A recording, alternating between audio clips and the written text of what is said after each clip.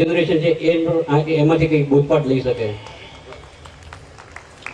देखिए मित्रों, सेना में जो जवान होता है ये युद्ध की भूमि में मरने के लिए जाता है, इसलिए कि उसको तनख्वाह मिलती है। उसको तनख्वाह मिलती है इसलिए वो सेना का जवान युद्ध की भूमि में मरने के लिए तैयार नहीं होता है। वो मरने के लिए इसलिए तैयार होता है, इस मिट्टी को प्यार करता है। अगर आप अपने जीवन में किसी चीज को प्यार करो, मैं आपको एक उदाहरण देना चाहता हूं तो आमतौर पर महिलाओं का स्वभाव कैसा होता है, मैं गलती करूं तो सब माताएं मुझे क्षमा करें क्योंकि मेरा नाता थोड़ा कम है, लेकिन असेसमेंट मेरा गलत हो जाए तो मुझे क्षमा करें। लेकिन आमतौर पर महिलाएं क्या करती हैं, घर में अगर वो खाना पका रही हैं, अपनी चपाती बना रही हैं और चाहती हैं कि अपने पति देव को गोल मोल बराबर फूली हुई अच्छी चपाती दे।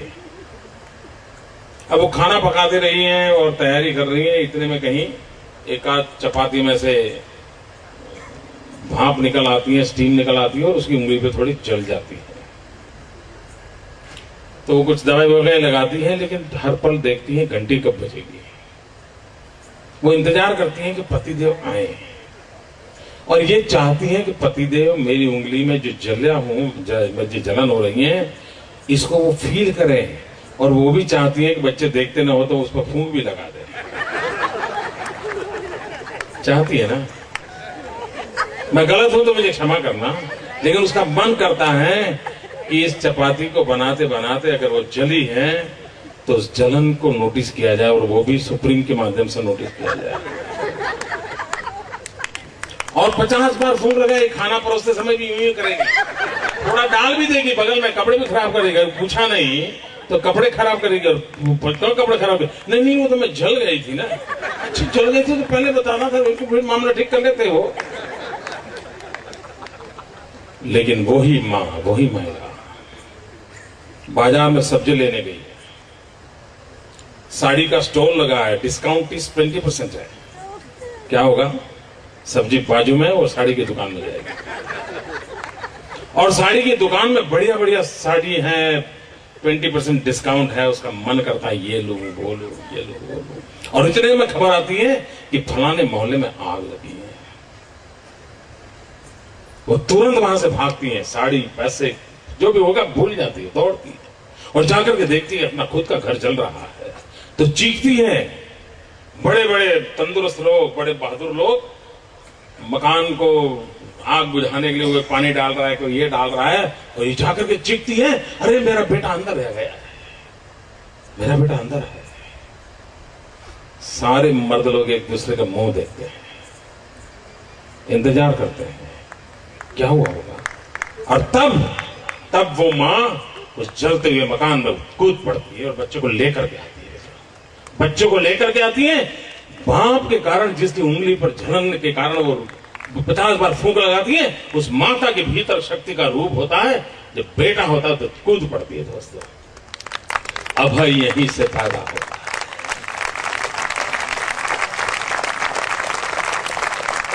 निर्भय यहीं से पैदा होता है। मुझे स्मरण है, मैं 1992 में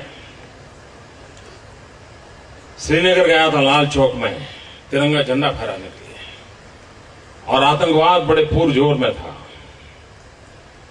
और आतंकवादी हिंदुस्तान के तिरंगे झंडे को जमीन पर रौंदते थे, उसको जलाते थे, उसको अपमानित करते थे। तिरंगे झंडे से अपनी कार साफ कर रहे हैं, जूते साफ कर रहे हैं, और कैमरा के सामने सब करते थे। ये दृश्य मेरे दिल में आग पैदा करता था।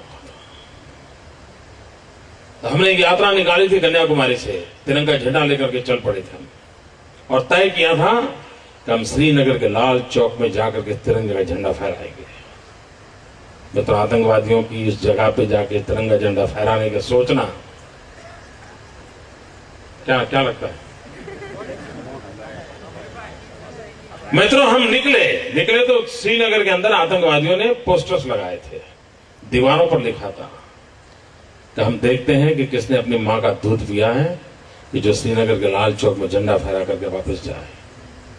जब मैं अपनी यात्रा कन्याकुमारी से लेकर के चलते चलते हैदराबाद पहुंचा तो मुझे वहां से वो पोस्टर वगैरह के फोटो ये सब मेरे पास आया, और मैंने हैदराबाद से अपनी स्पीच बदल दी। मैंने अपने भाषण का रंग रूप बदल गया, मेरा भीतर से आवाज उठने लगी।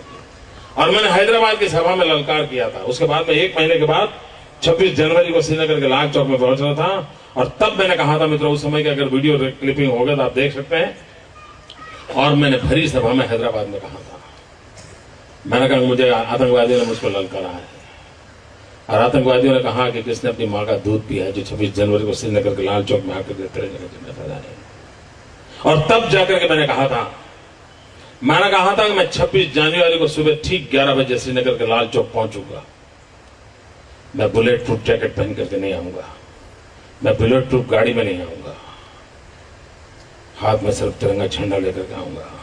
और फैसला 26 जनवरी को श्रीनगर के लाल चौक में होगा, किसने अपनी मां का दूध पिया।